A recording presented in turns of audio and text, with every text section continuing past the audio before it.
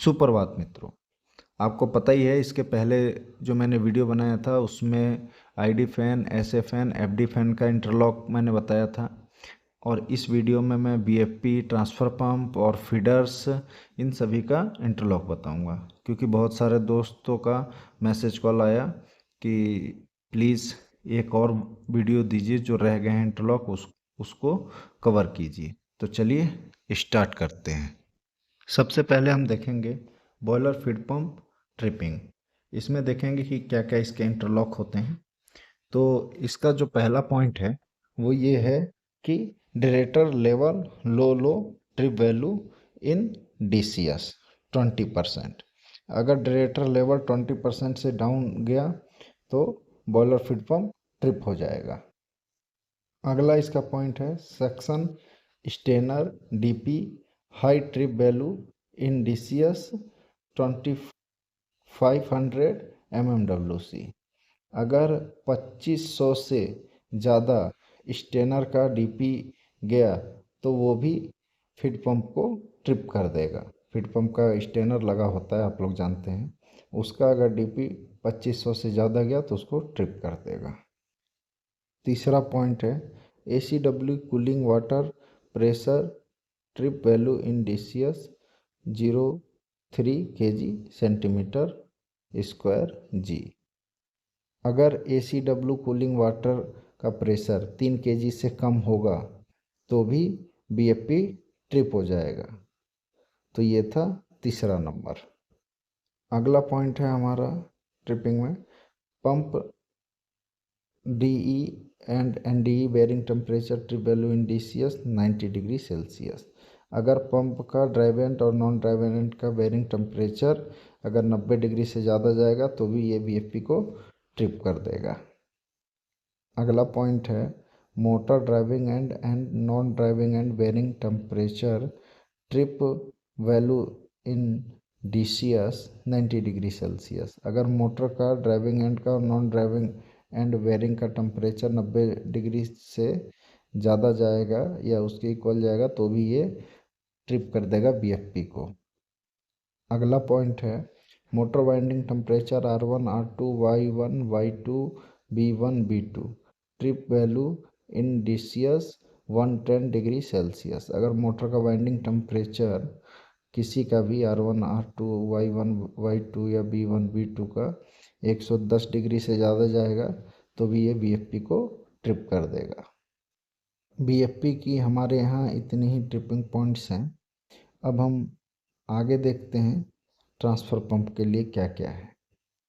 Feed transfer pump trip. तो इसका पहला जो है feed tank level low trip value in DCS 25%। फिर टैंक लेवल का जो वैल्यू है वो 25% मिनिमम रहना चाहिए, वरना ये फिर ट्रांसफ़र पंप को ट्रिप कर देगा। इसका दूसरा ट्रिपिंग पॉइंट है section standard DP high trip value in DCS greater than 2500 mmWc। अगर 2500 mmWc से ज़्यादा स्टेनर का DP हुआ तो भी ये फिर ट्रांसफ़र पंप को ट्रिप कर देगा। इसमें दो ही इंटरलॉक होते हैं। अगला देखते हैं हम screw feeder trip. Screw feeder का पहला इंटरलॉक है boiler interlock should be healthy to start DCF। तो बॉयलर इंटरलॉक हेल्दी होने चाहिए स्क्रू फीडर को स्टार्ट करने के लिए।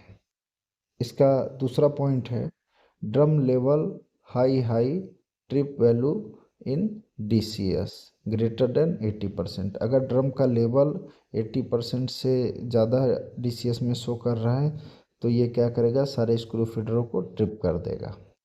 अगला पॉइंट है ऐसे air pressure low trip value in DCS less than 300 mmWc। अगर ऐसे एयर का प्रेशर जो है वो 300 mmWc से कम होगा तो वो सारे स्क्रू फीडरों को ट्रिप कर देगा। तो ये हमें ध्यान रखना है कि ऐसे फैन का जो प्रेशर है वो हमें 300 से ज़्यादा रखना है। 300 से कम होगा तो वो सारे स्क्रू फीडरों को ऑफ कर देगा। अब हम ड्रम फीडर का ट्रिपिंग इंटरलॉक देखेंगे। स्क्रू फीडर ट्रिप कमांड, अगर स्क्रू फीडर का कमांड आया कि वो ट्रिप है तो ड्रम फीडर भी ट्रिप हो जाएगा। पहला तो यही है।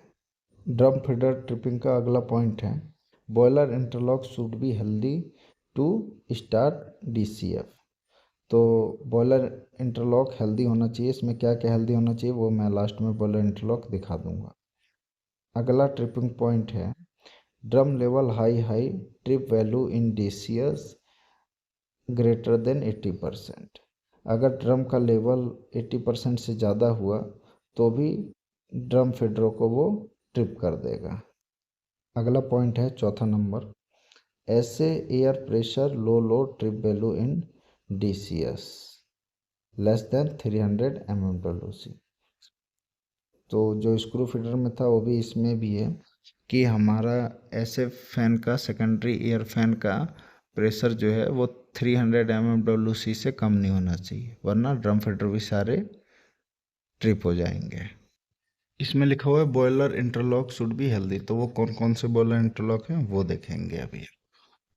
बॉयलर इंटरलॉक का पहला है ID फैन रनिंग होना चाहिए, FD फैन भी रनिंग होना चाहिए और ऐसे फैन भी रनिंग होना चाहिए। ये तीनों रनिंग होना चाहिए।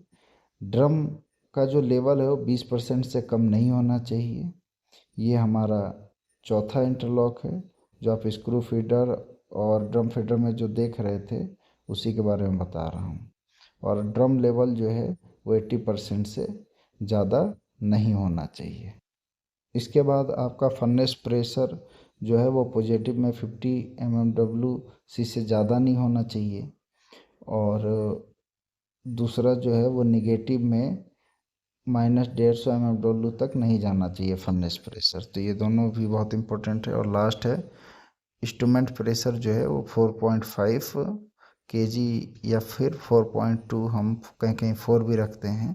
इससे अगर कम होगा तो भी बॉयलर का इंटरलॉक ओके नहीं दिखाएगा। तो मिनिमम 4.2 या 4.5 आपके ऊपर है कितना सेटिंग कर रहे हैं, इतना तो रहना ही चाहिए। तो ये हो गया आपके बॉयलर इंटरलॉक जो हेल्दी होना चाहिए, जो हमारे स्क्रू फीडर में और ड्रम फीडर में बार बार दिखा रहा था। आशा करता हूँ मित्रों कि ये वीडियो भी आप लोगों को बहुत पसंद आने वाली है। जैसा ID फैन, ऐसे फैन, FD फैन वाला इंटरलॉकिंग मैंने बताया था वो आप लोग को पसंद आई। अगर ये भी वीडियो पसंद आए तो कमेंट ज़रूर करिए, लाइक ज़रूर करिए और चैनल को सब्सक्राइब कर लीजिए। तो आज के लिए इतना ही, फिर मिलेंगे नेक्स्ट डे नेक्स्ट वीडियो में। तब तक के लिए आप सभी को नमस्कार।